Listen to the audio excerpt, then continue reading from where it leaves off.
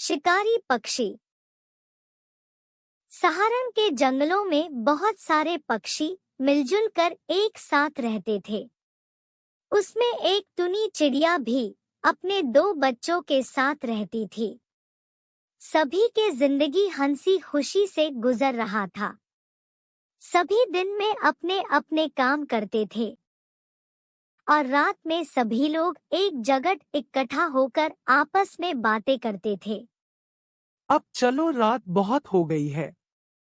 सब लोग अपने अपने घर चलते हैं। कल हम सब फिर मिलेंगे। सभी पक्षी अपने अपने घर चले जाते हैं और खाना पीना खाकर सो जाते हैं। इसी तरह दिन उन लोगों का गुजर रहा था। सब बहुत ही खुश रह रहे थे। एक दिन रात में सब लोग एक साथ बात कर ही रहे थे।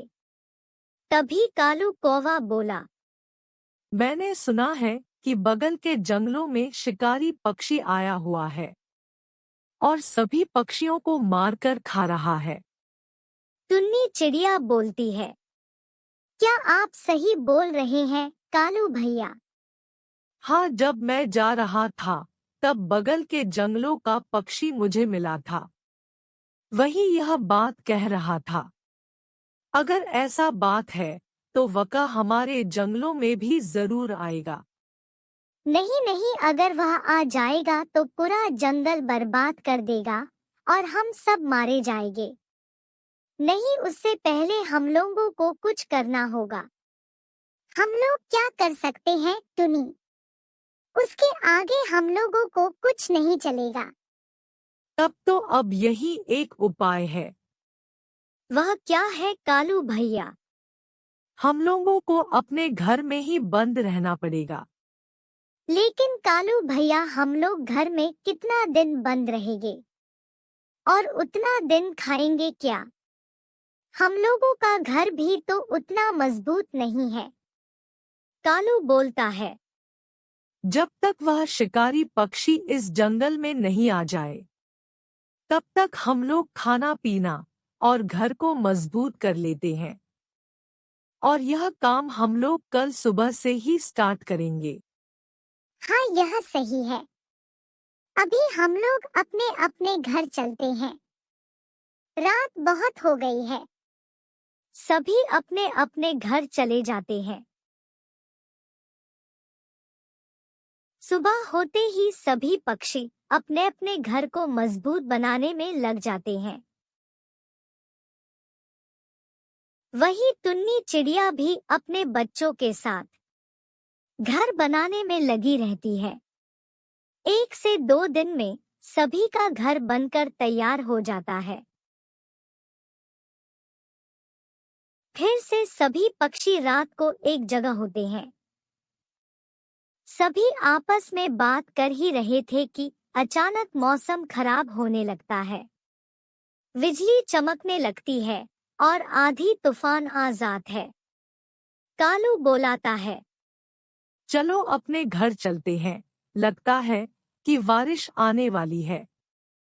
सभी अपने अपने घर में चले जाते हैं और थोड़ी ही देर में बारिश आ जाती है। उसी रात शिकारी पक्षी भी इस जंगल में आ जाता है। सभी पक्षी उसे देखकर बहुत डरे हुए थे। शिकारी पक्षी आता है और बारी बारी से सबका दरवाजा पीटता है, लेकिन दरवाजा कोई नहीं खोलता है। शिकारी पक्षी फिर टुनी के दरवाजे पर जाता है और जोर जोर से पीटने लगता है। टुनी के दरवाजे कमजोर होने के कारण दरवाजा टूट जाता है। टुनी और उसके बच्चे डरे होते हैं। वह पक्षियों को मदद के लिए पुकारती है, अरे कोई आओ और मेरी मदद करो, ये मेरी बच्चे को मार डालेगा। कालू भैया, मुझे बचाइए, नहीं तो यह हमें मार डालेगा। टुनी बहुत चिल्लाती है पर उसकी मदद करने कोई नहीं आता है। शिकारी पक्षी उसके बच्चे को पकड़े हुए रहता है। शिकारी भैया, आप मेरे बच्चे को छोड़ दीजिए। मैंने आपका क्या बिगाड़ा है? टुनी जिंदगी का भीख मांगती है, मगर शिकारी पक्षी एक नहीं सुनता है और उसकी एक बच्चे को मार डालता है। अपने बच्चा को मरा हुआ देखकर कहती है, अरे कोई मेरी मदद करो, कोई तो आओ और हम लोगों को इससे बचाओ। बारिश भी बहुत तेज हो रहा था। सभी पक्षी अपने घर से ही ये नजारा देखते रहता है। लेकिन फिर उसमें से एक चिड़िया मासी हिम्मत करके सामने आती है और वह सभी को करती है, अरे तुम सब इतना डरे हुए क्यों हो?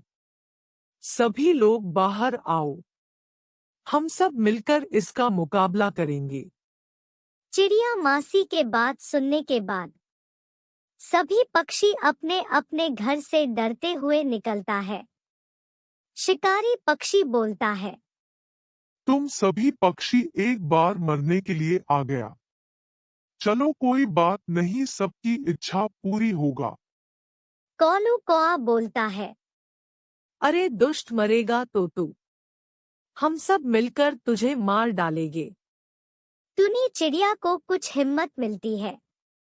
फिर सभी पक्षी एक साथ मिलकर उस शिकारी पक्षी पर हमला बोलता है। सभी उसे मारने लगता है। कुछ ही देर में शिकारी पक्षी मर जाता है और कुछ ही देर बाद बारिश भी बंद हो जाती है। साथ ही मौसम साफ हो जाता है। उसके बाद सभी पक्षी पहले के तरह अपने जिंदगी फिर से जीने लगता है। टुनी चिड़िया भी अपने एक बच्चे के साथ रहने लगती है।